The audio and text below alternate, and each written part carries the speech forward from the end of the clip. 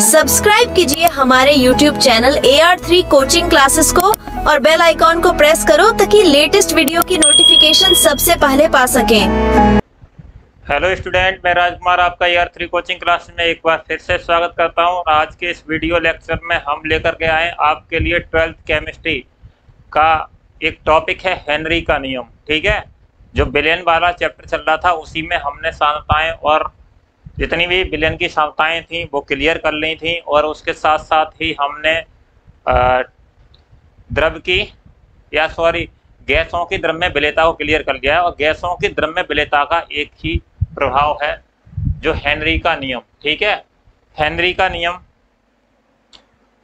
ये रह गया था टॉपिक। तो ये हेनरी का नियम बोर्ड एग्जाम के लिए बहुत ही इम्पोर्टेंट है, इसलिए साथ ही साथ अपने नोट्स बनाते चलें और सुंदर सुंदर से नोट्स बनाएं, जिससे आप बोर्ड एग्जाम में बेहतर प्रदर्शन कर सकें।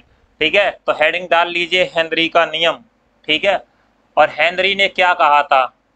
तो देखिए, हेनरी ने कहा था कि स्थिर ताप पर किसी गैस की द्रव्य विलेयता को घुलनशीलता भी कहते हैं। तो स्थिर ताप पर किसी गैस की द्रव्य विलेयता गैस के दाब के समानुपाती होती है। तो किसके? गैस के दाब के समानुपाती होती है, या गैस के आंशिक दाब के समानुपाती होती है। तो बात कर रहा है कि विलेयता किसके समानुपाती होती है? तो गैस में जो दाब होता है उसके समानुपाती। विलेयता को हम घुलनशीलता भी कहते हैं। क्या कहते हैं? घुलनशीलता। या फिर किसी भी विलायक में विलेय के घुलनशील होने की क्षमता क्या कहलाती है? विलेयता कहलाती है। तो विलेयता किसके है? दाब के समानुपाती। जैसे जैसे आप दाब बढ़ाओगे तो विलेयता बढ़ती जाएगी। ठीक है, तो विलेयता किसके समानुपाती? जैसे देखो, यहां पर हमने लिए हैं एक पात्र ले लिया है, वेसल्स, और उस वेसल्स में क्या भर दिया है? आधे में तो भरी है तुम्हारी गैस, इधर क्या भरी है? गैस, और यहाँ भरा है तुम्हारा द्रव। तो ये जो डार्क गहरे कलर के हैं वो द्रव है। ठीक है, मान लीजिए कोई भी द्रव हो सकता है या जल हो सकता है। ठीक है, और कुछ भी हो सकता है। और यहाँ पर जो गैस है हमारी, मान लो कि CO2 गैस भर रही है हम। ठीक है, तो ऊपर वाले भाग में गैस भरी हुई है और यहाँ पर एक सरफेस है जो द्रव की सरफेस बना रही है, और इस पर मैं एक पिस्टन लगा रहा हूँ। क्या लगा रहा हूँ? पिस्टन। और पिस्टन से क्या है? दाब बढ़ाऊंगा। जैसे जैसे मैं दाब बढ़ाता जाऊंगा तो जो गैस के पार्टिकल हैं वो नीचे की ओर, यानी द्रव में विलय होते चले जाएंगे। द्रव में विलय होते जाएंगे। तो जैसे जैसे मैं दाब बढ़ाऊंगा, ठीक है, क्या कहा था हेनरी ने? जैसे जैसे आप दाब बढ़ाओगे, ठीक है, तो विलेयता भी बढ़ेगी, या विलेयता भी बढ़ेगी। विलेयता यानी गैस की जो मात्रा है वो उसमें बढ़ेगी। तो गैस की मात्रा को m से दर्शाया था उसने, तो गैस की मात्रा इसमें बढ़ती जा रही है। देखो, गैस के जो पार्टिकल हैं,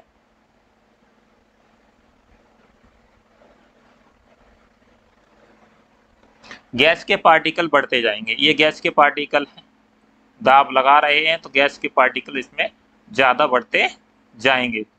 ठीक है, और दाब को कम कर दोगे तो गैस के विलेयता भी कम होती जाएगी, और एक ऐसी स्थिति आएगी कि साम्य अवस्था हो जाएगी। साम्य अवस्था में क्या होता है कि जितने भी गैस के पार्टिकल इसमें जा रहे हैं, ठीक है, जितने भी गैस के पार्टिकल इसमें जा रहे हैं उतने ही, ठीक है, गैस के पार्टिकल वापस आ रहे हैं। क्या कर रहे हैं? वापस आ रहे हैं। तो अगर ऐसी स्थिति आ जाती है तो साम्य अवस्था हो जाती है। तो उसने अपना नियम दिया था। क्या दिया था? कि स्थिर ताप पर किसी गैस की द्रव्य विलेयता गैस के दाब के समानुपाती होती है। अगर दाब अधिक लगाओगे तो गैस द्रव में अधिक घुलेगी, और दाब कम लगाओगे तो गैस द्रव में कम घुलेगी। ठीक है, सीधी बात कही थी। तो उसने दिया था M प्रोपोर्शनल P। क्या दिया था? M proportional P। और अगर प्रोपोर्शनल का चिन्ह हटाते हैं तो एक स्थिरांक आता है M बराबर Kp। ठीक है, क्या आ जाएगा? K। अब सुनो भाई, जहां M क्या है? तो M घुली हुई गैस की मात्रा। कितनी गैस की मात्रा उसमें घुली हुई है? ठीक है, तो M क्या है? घुली हुई गैस की मात्रा है। और P साम्यावस्था या साम्य पर गैस का दाब है। साम्यावस्था पर गैस का दाब है। और K क्या है? यहाँ पर समानुपाती स्थिरांक है। तो ये दिया था तुम्हारा हेनरी ने नियम। ठीक है, लेकिन डाल्टन साहब आए और डाल्टन ने इस नियम में थोड़ा सा परिवर्तन कर दिया। इन्होंने क्या किया कि जो गैस की विलेयता है, ठीक है, उसे क्या मान लिया, मोल प्रभाज। तो गैस की विलेयता या मोल प्रभाज गैस के आंशिक दाब पर निर्भर करती है। उन्होंने कहा कि ये किसके डिपेंड करती है, गैस के आंशिक दाब पर निर्भर करती है। तो क्या कहा डाल्टन ने कि गैस की विलेयता या मोल प्रभाज गैस के आंशिक दाब पर निर्भर करती है। अतः सामान्य रूप से हेनरी के नियम के अनुसार, तो सामान्य रूप से हेनरी का नियम फिर इस प्रकार हुआ कि किसी गैस का वाष्प अवस्था में, किसमें, किसी गैस का वाष्प अवस्था में आंशिक दाब P उस विलयन में गैस के मोल प्रभाज, और मोल प्रभाज को किससे, काई या फिर एक्स से। देखिए वैसे तो इसे काई से ही मानते हैं, लेकिन एक्स भी पढ़ सकते हो आप सुविधा के लिए, ठीक है। तो काई या फिर एक्स से के समानुपाती होता है। तो इन्होंने क्या कहा, किसी गैस का वाष्प अवस्था में आंशिक दाब, ठीक है, वाष्प अवस्था में आंशिक दाब उस विलयन में गैस के मोल प्रभाज के समानुपाती होता है, ठीक है। तो मोल प्रभाज के समानुपाती होता है, तो P प्रोपोर्शनल काई गैस, ठीक है, P प्रोपोर्शनल काई गैस या एक्स गैस भी बोल सकते हो, ठीक है। लेकिन यहाँ गैस लिखना जरूरी है, आप केवल एक्स लिखेंगे क्योंकि गैसों की विलेयता की बात की जा रही है, ठीक है। अगर मैं यहाँ प्रोपोर्शनल का चिन्ह हटाता हूं तो यहाँ पर एक स्थिरांक आएगा KH, जिसे क्या कहेंगे हम, हेनरी स्थिरांक, ठीक है। तो P बराबर KH इंटू गैस, P बराबर KH इंटू एक्स या फिर काई गैस, इसे क्या कहेंगे, P बराबर KH गैस, जहां P साम्य पर गैस का दाब है या गैस का आंशिक दाब, आंशिक दाब भी लिख सकते हो, गैस का आंशिक दाब है, और KH हेनरी स्थिरांक है, और काई गैस ये क्या है, मोल प्रभाज या विलेयता, ठीक है। ये क्या है, मोल प्रभाज या विलेयता, किसी गैस की मोल प्रभाज या फिर हम विलेयता भी कह सकते हैं। अगर हम यहाँ पर KH बराबर निकालें, हेनरी स्थिरांक बराबर निकालें, तो KH बराबर क्या हो जाएगा, P अपॉन काई गैस, ठीक है, P अपॉन काई गैस। तो देखो अगर मैं KH निकालूंगा तो P के अपॉन में क्या चली जाएगी, क्योंकि गैस काई गैस क्या है यहाँ पर इनटू में, तो इधर जाएंगे तो भाग में आ जाएगी। तो कहने का मतलब ये हुआ इस सूत्र से कि अगर आप दाब बढ़ाओगे तो हेनरी स्थिरांक का मान भी बढ़ेगा, लेकिन अगर विलेयता बढ़ेगी तो हेनरी स्थिरांक का मान घटेगा, क्योंकि जो विलेयता है वो किसके समानुपाती है, वो व्युत्क्रमानुपाती है हेनरी के स्थिरांक के। तो देखो यहाँ पर कहेंगे KH का मान सभी गैसों के लिए अलग अलग होता है, इसलिए KH का मान सभी गैसों के लिए अलग अलग होगा। दूसरी बात, KH का मान अधिक तो विलेयता कम, KH का मान मैं अधिक कर दूंगा तो विलेयता कम हो जाएगी। व्युत्क्रमानुपाती का यही तो है, उल्टा चलेगा, अगर KH के मान में वृद्धि करेंगे तो विलेयता में क्या होगी, कमी होगी, ठीक है। जैसे यहाँ पर समझेंगे, अगर मैं यहाँ पर दाब में वृद्धि करूंगा तो हेनरी स्थिरांक के मान की भी वृद्धि होगी। अब देखो यहाँ पर नोट, N2 व O2 दोनों के लिए ताप बढ़ाने पर, N2 गैस, ठीक है, N2 गैस और O2 गैस दोनों के लिए ताप बढ़ाने पर KH का मान बढ़ जाता है।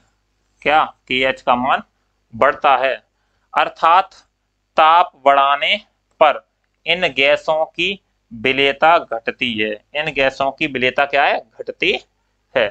यही कारण है कि जलीय स्पीशीज के लिए गर्म जल की तुलना में ठंडे जल में रहना अधिक आरामदायक होता है।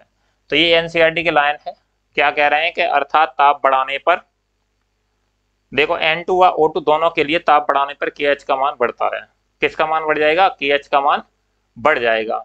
अन्यथा वैसे KH का मान ताप बढ़ाने पर क्या होगा, ताप बढ़ाने पर विलेयता कम होगी, तो विलेयता कम होगी तो KH का मान बढ़ेगा, ठीक है।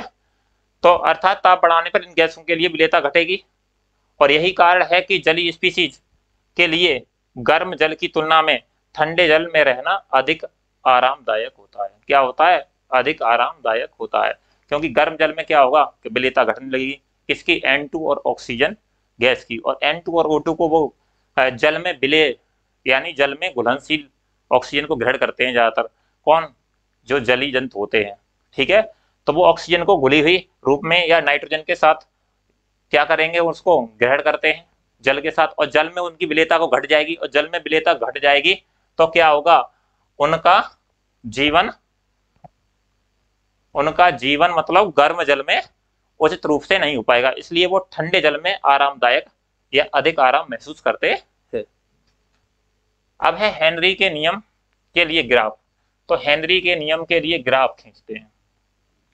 यदि हम गैस के आंशिक दाब, ठीक है, किसके, गैस के आंशिक दाब P तथा विलेयता के मध्य, विलेयता X इन गैस, ठीक है, में ग्राफ खींचते हैं तो एक सरल रेखा प्राप्त हो रही है। क्या प्राप्त हो रही है, एक सरल रेखा प्राप्त हो रही है।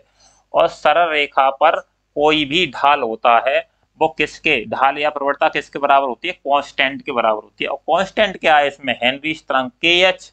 तो KH बराबर अगर मैं निकालूंगा तो KH बराबर, हमने KH बराबर पढ़ेंगे तो KH बराबर क्या हो जाएगा, P अपॉन X इन गैस या फिर काई इन गैस, ठीक है। तो KH बराबर क्या हो जाएगा, आंशिक दाब बट्टे विलेयता, आंशिक दाब बट्टे विलेयता। तो ये हमें ग्राफ से ही सूत्र मिल सकता है, ठीक है। अगर कभी कभी पूछ भी लेते हैं एग्जाम में तो बता सकते हो KH बराबर क्या होगा, P अपॉन और काई गैस।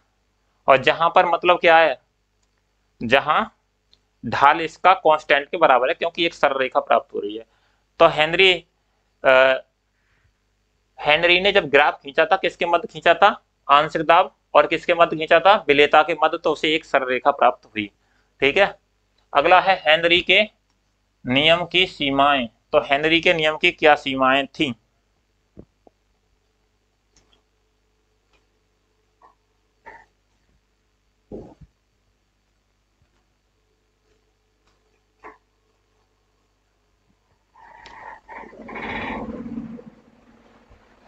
तो हेनरी के नियम की सीमाएं क्या, दाब अधिक नहीं होना चाहिए, ठीक है। क्या कहा उसने, दाब अधिक नहीं होना चाहिए। अगर दाब अधिक हो जाएगा तो विलेयता ज्यादा अधिक हो जाएगी, तो दाब अधिक नहीं होना चाहिए। दूसरी बात उसने क्या कही थी, ताप बहुत कम ना हो, ताप भी ज्यादा कम नहीं होना चाहिए। तीसरी बात क्या कही, गैस विलायक में बहुत कम होनी चाहिए, गैस विलायक में कैसी होनी चाहिए, बहुत कम होनी चाहिए, ज्यादा नहीं होनी चाहिए। अगला है गैस की आणविक अवस्था में कोई परिवर्तन नहीं होना चाहिए। भाई गैस की जो अवस्था है आणविक अवस्था में कोई परिवर्तन नहीं होना चाहिए। ऐसा ना होगा गैस आयनिक अवस्था में परिवर्तित हो जाए। जैसे आपने गैस ले ली HCl, ठीक है, और HCl अभी आणविक अवस्था में, और ये जल में घोलने पर आयनित हो जाए H+Cl आयन में, तो ऐसा नहीं होना चाहिए। तभी वो कह रहे हैं कि गैस की आणविक अवस्था में कोई परिवर्तन नहीं होना चाहिए। अगला है कि NH3 व HCl गैसें बेंजीन विलायक में कम विलेय होती हैं, और ये दोनों गैसें बेंजीन में हेनरी के नियम का पालन करती हैं, परंतु NH3 व HCl गैसें H2O में अधिक घुलनशील होती हैं, क्योंकि ये दोनों गैसें पानी में हेनरी के नियम का पालन नहीं करती। जो अभी बता रहा हूँ क्यों नहीं करती हैं, तो NH3 व HCl बेंजीन का जो विलायक है उसमें तो कम विलेय होंगी, तो तब तो ये हेनरी के नियम का पालन करेंगे। लेकिन जब इन्हें जल में घोला जाता है तो ये आयनित हो जाती है, यानी HCl को अगर हम जल में घोलेंगे तो H ion plus Cl ion में टूट जाएगा, तो ये आयनित हो जाएगी।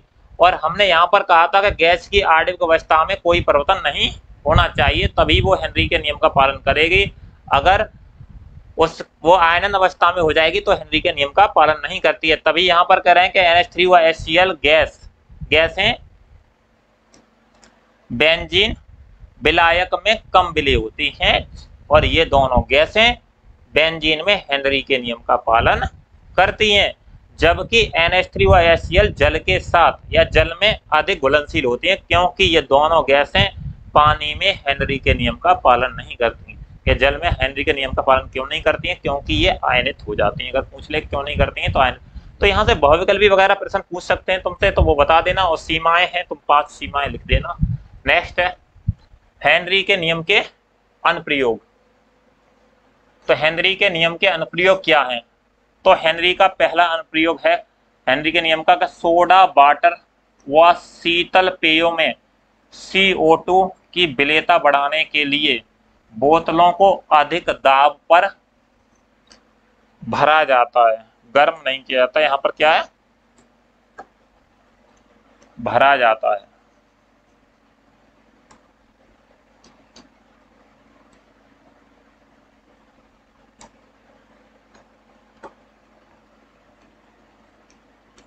ठीक है, तो जो सोडा वाटर है या शीतल पेय पदार्थ हैं उनमें कार्बन डाइऑक्साइड गैस को की विलेयता बढ़ाने के लिए उन्हें अधिक दाब पर भरा जाता है। तो जैसे आप कोल्ड ड्रिंक की बोतल है,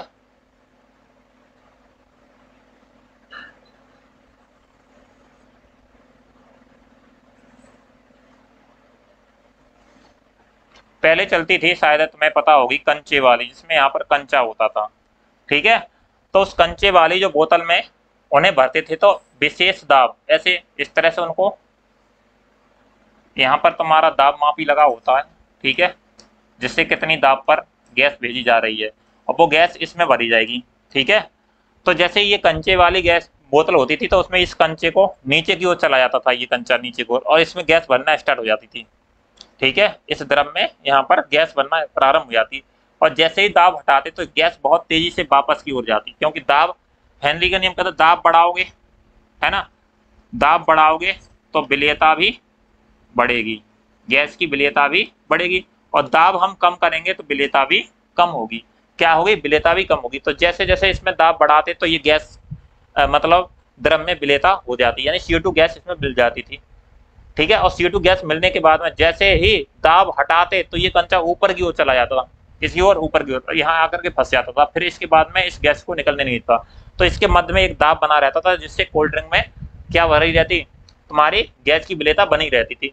या फिर आप देखते हैं कि विशेष डेप पर ही जो कोल्ड ड्रिंक है या सोडा वाटर है वो भरे जाते हैं, तो उसमें कार्बन डाइऑक्साइड गैस भरते हैं। तो कार्बन डाइऑक्साइड गैस भरते समय दाब अधिक होता है। जैसे ही आप ढक्कन खोलते हो तो दाब में ढक्कन खोलने पर क्या होता है कि बहुत तेजी से गैस बाहर की ओर आती है, बहुत तेजी से गैस बाहर की ओर आती है, जिससे क्या होता है कि दाब कम हुआ तो विलेयता भी कम हुई, दाब कम हुआ तो विलेयता भी कम हुई। तो हेनरी का पहला प्रयोग था कि सोडा वाटर व शीतल पेय में CO2 गैस की विलेयता बढ़ाने के लिए बोतल को अधिक दाब पर भरा जाता है। किस पर भरा जाता है, अधिक दाब पर भरा जाता है। अगर इसमें जैसे तुमने देखा होगा अगर नमक वगैरह और डाल देते थे, तो मैंने बताया जब किसी द्रव में जिसमें हम गैस विलय कर रहे हैं, अगर उसमें कोई पदार्थ मिला दिया जाए तो गैस की विलेयता कम हो जाती है। क्या हो जाती है, गैस की विलेयता कम हो जाती है। जैसे नमक मिलाने पर गैस और तेजी से बाहर की ओर निकलती है, जैसे कोल्ड ड्रिंक भी साथ में लेकर के बाहर निकल जाती थी। ठीक है, तो ये है पहला प्रयोग तुम्हारा। दूसरा देखें कि अधिक ऊंचाई की जगहों पर ऑक्सीजन का आंशिक दाब सतही स्थानों से कम होता है, अतः इन जगह पर रहने वाले लोगों एवं आरोहक मतलब जो पर्वतारोही चढ़ के जाते हैं, कमजोर हो जाते हैं और स्पष्टतः सोच नहीं पाते। इन लक्षणों को एनोक्सिया कहते हैं। देखिए, जैसे जैसे हम मान ले रहे हैं यहाँ पर ये है तुम्हारा पर्वत, तो जैसे जैसे हम जाते हैं तो वायुमंडलीय दाब क्या होता है, नीचे की ओर आते हैं तो वायुमंडलीय दाब क्या होगा, अधिक होगा। वायुमंडलीय दाब अधिक होता है। कैसा होता है, अधिक। अधिक क्यों होगा, क्योंकि गैसों का घनत्व बढ़ गया। नीचे नीचे जैसे देखो ऊपर जाएंगे तो दाब कम होगा तो गैस दूर दूर होगी, गैस के पार्टिकल क्या होंगे, दूर दूर। और जैसे जैसे हम नीचे की ओर आ रहे हैं तो गैस के पार्टिकल अधिक होंगे, पास पास, और गैस के पार्टिकल पास पास होंगे तो गैस का घनत्व अधिक होगा, गैस का घनत्व अधिक होगा तो वायुमंडलीय दाब भी अधिक होगा। तो यहाँ पर वायुमंडलीय दाब अधिक होता है। क्या होता है, वायुमंडलीय दाब अधिक होता है। और जैसे जैसे ऊपर जाते हैं तो गैस के पार्टिकल दूर दूर होते हैं, क्योंकि वायुमंडलीय दाब कम होता है। अब देखिए यहाँ पर जो गैस का वायुमंडलीय दाब अधिक है, तो अगर दाब यहाँ पर अधिक है तो विलेयता भी अधिक होगी, विलेयता भी क्या होगी, अधिक होगी। इसलिए यहाँ पर ऑक्सीजन तथा नाइट्रोजन गैस ठीक है, ऑक्सीजन तथा नाइट्रोजन गैस ब्लड में पर्याप्त मात्रा से विलय होगी। और जैसे जैसे हमारा पर्वतारोही आरोहक ऊपर की ओर जाता है, ऊपर की ओर जाता है, तो क्या होगा, विलयता कम होगी, यानी दाब क्या होगा, कम होगा, तो विलयता भी कम होगी। और विलयता कम होगी तो ऑक्सीजन की कमी हो जाएगी, और ऑक्सीजन की कमी हो जाएगी तो वह आरोहक की सोचने और समझने की शक्ति या थकान उसे महसूस होगी, और सोचना भी सोचेगा भी कम, या सोचने की शक्ति कम हो जाएगी। जिससे मतलब क्या होगा, इस रोग को क्या कहते हैं, एनोक्सिया कहते हैं। क्या कहते हैं, एनोक्सिया कहते हैं। और थक करके, तुमने सुना भी होगा कि पर्वतारोही थक करके बर्फ में डले रहे, जैसे पर्वतारोही चढ़ते हैं, चढ़ाई चढ़ने वाले, तो वो ऑक्सीजन का सिलेंडर लेकर के भी जाते हैं। ठीक है, अधिक ऊंचाई की जगह पर ऑक्सीजन का आंशिक दाब सतही स्थानों से कम होता है, अतः इन जगहों पर रहने वाले लोगों एवं आरोहक कमजोर हो जाते हैं और स्पष्ट है सोच नहीं पाते। इन लक्षणों को एनोक्सिया कहते हैं। एक और प्रयोग है तुम्हारा, 3 अनुप्रयोग थे एनसीईआरटी में, वही लिखे हैं कि समुद्र, गहरे समुद्र में श्वास लेते हुए गोताखोरों का अधिक दाब पर गैसों का अधिक घुलनशीलता का सामना करना पड़ सकता है। ठीक है, गैसों की अधिक घुलनशीलता का सामना करना पड़ सकता है। अधिक बाहरी दाब के कारण श्वास के साथ ली गई वायुमंडलीय गैसों की विलयता रुधिर में कम हो जाती है। ठीक है, जैसे जैसे पर्वतारोही गोताखोर नीचे की ओर जाएगा तो दाब अधिक बढ़ेगा, और दाब अधिक बढ़ेगा तो विलयता भी बढ़ती चली जाएगी। और जैसे जैसे विलयता रुधिर में बढ़ेगी तो कह रहा है कि रुधिर में अधिक हो जाएगी, क्या हो जाएगी, विलयता रुधिर में अधिक हो जाएगी। जब गोताखोर सतह की ऊपर की ओर आएगा, और जैसे जैसे वह सतह के ऊपर आएगा, ठीक है, तो बाहरी दाब धीरे धीरे कम होने लगता है। जो बाहर से दाब लग रहा था उस पर कम होने लगेगा। इसके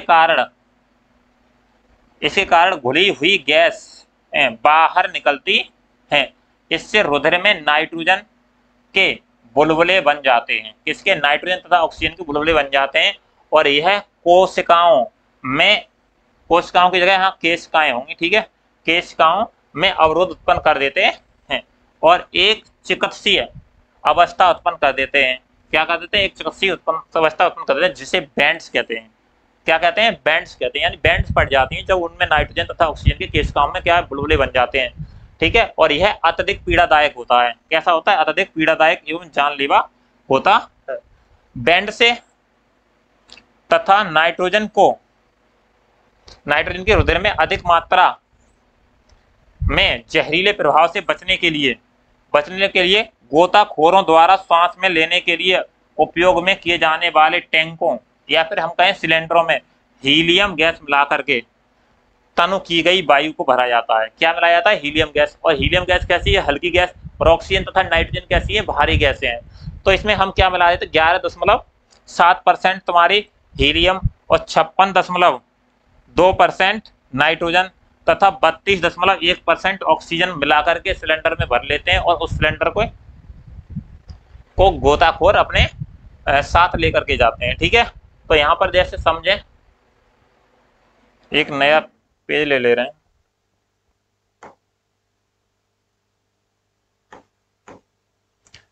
कि मान लीजिए कि ये है तुम्हारा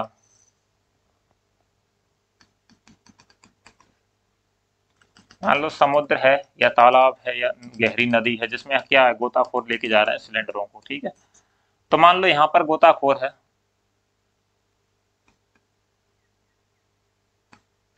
तो यहाँ पर दाब क्या है, कम है, यहाँ पर दाब कम है। और जैसे जैसे गोताखोर नीचे आया, ठीक है, तो जैसे जैसे गोताखोर नीचे आएगा तो दाब क्या होगा, बढ़ेगा, क्योंकि जल की जो मात्रा है वो अधिक बढ़ रही है। अधिक जल होगा तो उसके ऊपर घनत्व अधिक होगा, तो दाब भी अधिक होगा। और नीचे आया तो दाब अधिक आएगा, और नीचे आया तो दाब अधिक होगा। और जब दाब अधिक होगा, सुनो भाई, जब दाब बढ़ेगा, क्या है, दाब बढ़ेगा तो विलयता भी बढ़ेगी।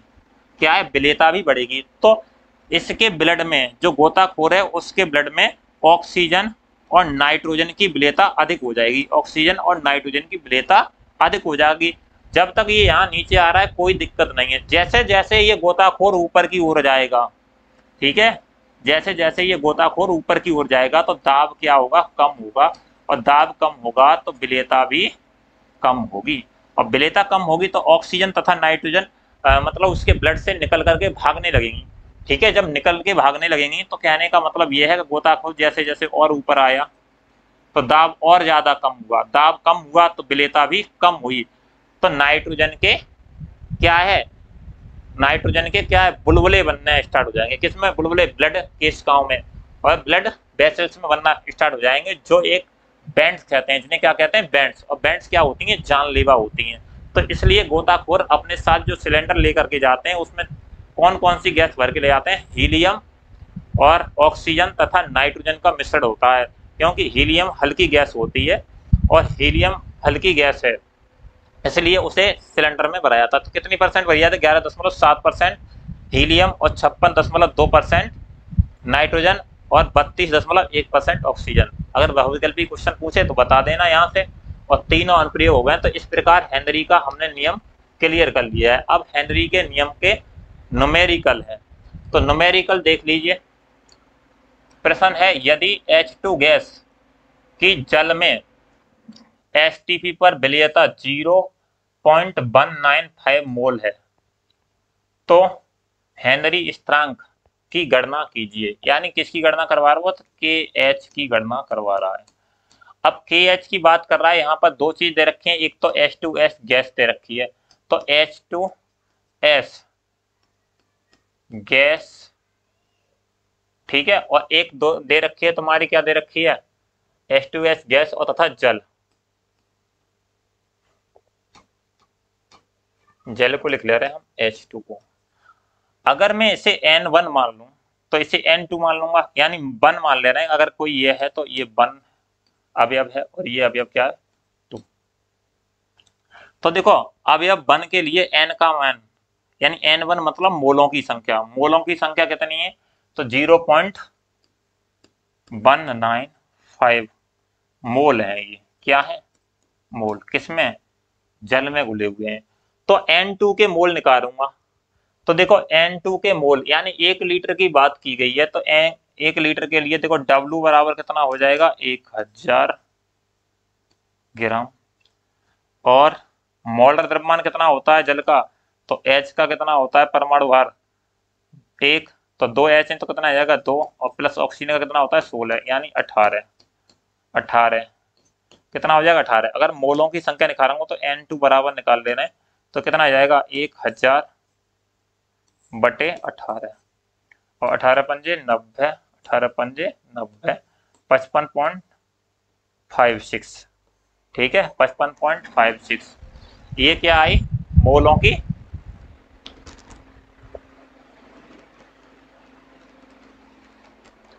मोलों की संख्या निकल आई। हमने इसके लिए मोलों की संख्या यहाँ दी गई थी और इसमें मोलों की संख्या ज्ञात कर दी।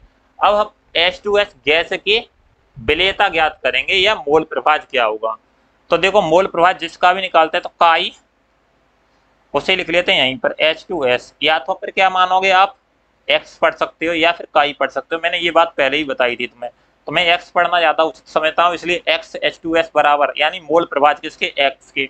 तो जिसके भी मोल प्रभाज निकालते हैं उसके तो मोल ऊपर रखते हैं, तो 0.195, और टोटल मोल जितने भी मोल हैं, यानी टोटल दोनों अवयवों के मोलों को जोड़ करके लिखते हैं। तो देखो इसका, या फिर सूत्र में यहाँ लिख दे रहा हूं तुम्हें, शायद आप मोल प्रभाज ना पढ़ के आए हों, तो ये हो जाएगा N1 upon N1 plus N2, N1 upon N1 plus N2। N1 का मान कितना दे रखा है 0.195 अपॉन इसका मान कितना दे रखा है 0.195 और प्लस 0.195 और प्लस 55.56, ठीक है, इन दोनों को जोड़ लीजिए तो 0.195 अपॉन, तो ये कितना हो जाएगा, देखो यहाँ जोड़ देते हैं 55.56 0.195 5। तो ये जाएगा 5 और 5, 6 और 1 7।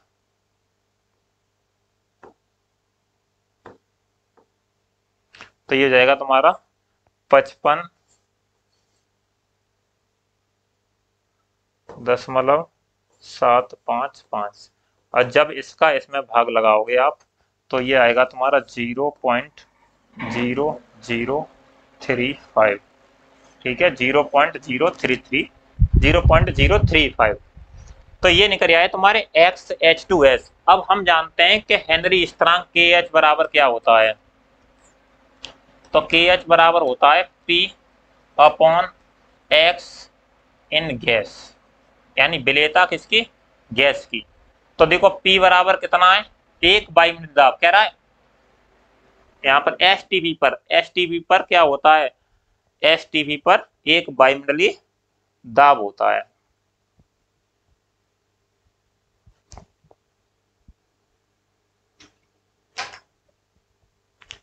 तो देखो KH बराबर P/X गैस। ठीक है, अब यहां पर देखें तो P की वैल्यू 1 वायुमंडलीय दाब, और 1 वायुमंडलीय बराबर होता है 0.987 बार।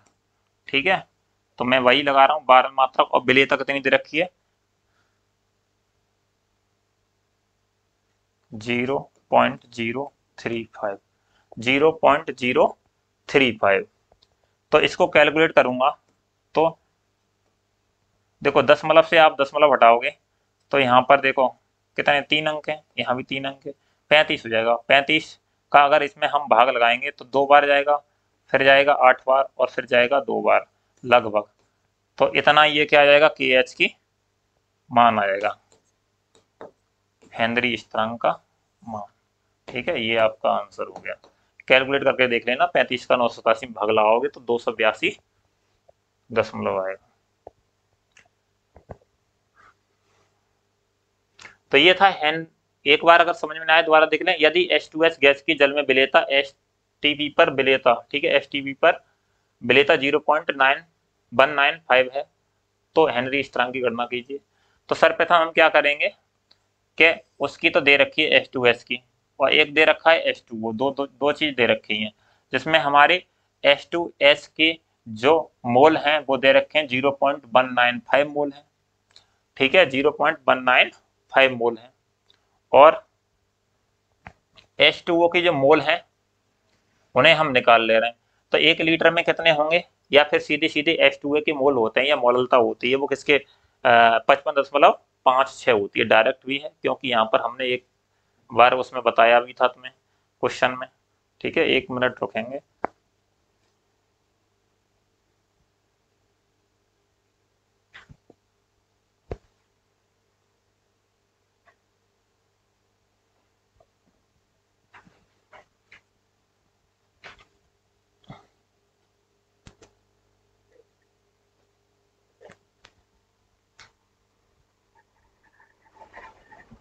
तो देखो, तो यहाँ पर हमने क्या निकाल लिए, इसके मोल। ठीक है, और दोनों के मोल निकालने के बाद H2S गैस में विलेयता निकालेंगे, यानी मोल निकालेंगे, मोलों की संख्या, यानी मोल प्रवाह। सीधी बात करें हम तो मोल तो हमें प्राप्त हो गए, तो मोल प्रवाह, तो जिसका हम मोल प्रवाह निकालते हैं उसको तो ऊपर रखते हैं और टोटल मोल कितने नीचे रखते हैं। तो देखो हमने H2S के मोल को ऊपर रखा है, यानी N1 प्लस N2, जहां पर 0.195 अपॉन दोनों को जोड़ के लिख देंगे 0.195 इसके और इसके कितने 55.56। तो ये दोनों लगे, जोड़ने के बाद में हमने भाग लगाया तो 0.035 बार आएगा। भाग कितनी बार आएगा, 0.035 बार। अब ये क्या निकल आए, हमारे मोल प्रभाज निकले आए, किसके, गैस के। तो गैस के जो मोल प्रभाज निकले आए, इसके लिए अब हम क्या करेंगे, एक सूत्र होता है KH बराबर P/X गैस।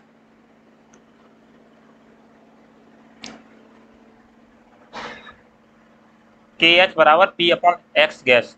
तो P के लिए जो मान STP पर, STP मतलब यानी 1 ATM, और 1 ATM का वायुमंडलीय दाब बराबर होता है 0.987 बार, इसके बराबर होता है। जब हमने इसका इसकी जगह पर क्या लगाया 0.987 बार, तो उसके अपॉन में जो हमने मोल प्रभाव लगा दी किसके एक्स के, तो 0.035, ठीक है, भाग लगाया तो 282 बार आया, तो यही हेनरी स्थिरांक का मान होगा, ठीक है, यही हेनरी स्थिरांक का मान होगा। नेक्स्ट न्यूमेरिकल दिया है कि 298 केल्विन पर CH4 की C6H6 यानी बेंजीन पर मोललता का हेनरी स्थिरांक का मान, यानी KH की वैल्यू दे रखी है उसने, KH बराबर 4.27 इंटू 10⁵ mmHg है। क्या है? mmHg है। कह रहा है 298 केल्विन तथा 760 mmHg दाब पर CH4 की C6H6 यानी बेंजीन में विलेयता को बताइए। तो देखो ये 760 क्या है दाब, तो P बराबर कितना दे रखा है 760 mmHg, ठीक है, ये दाब दे रखा है। विलेयता पूछ रहा है CH4 की बेंजीन में विलेयता, ठीक है, तो X CH4 बराबर प्रश्नवाचक, ठीक है, जो भी गैस होते हैं उसे लिख देते हैं। अब सूत्र क्या होता है, तो KH बराबर होता है, या फिर हम सीधे सीधे लगाओ,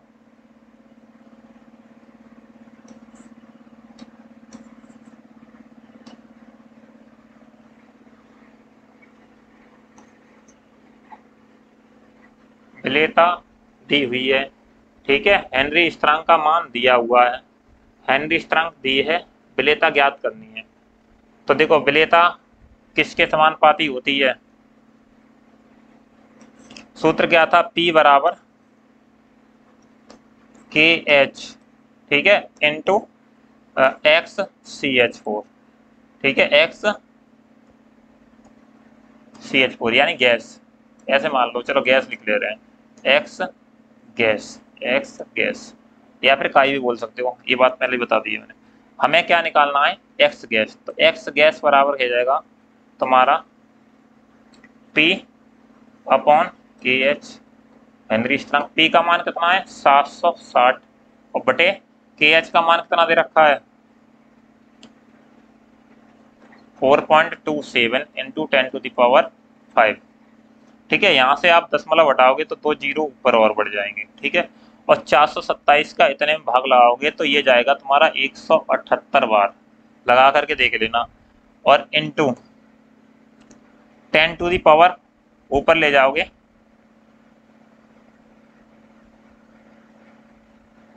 या फिर एक काम करिए,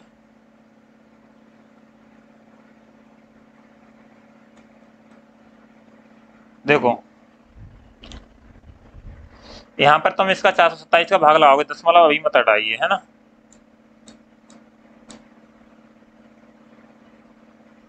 460 है ये।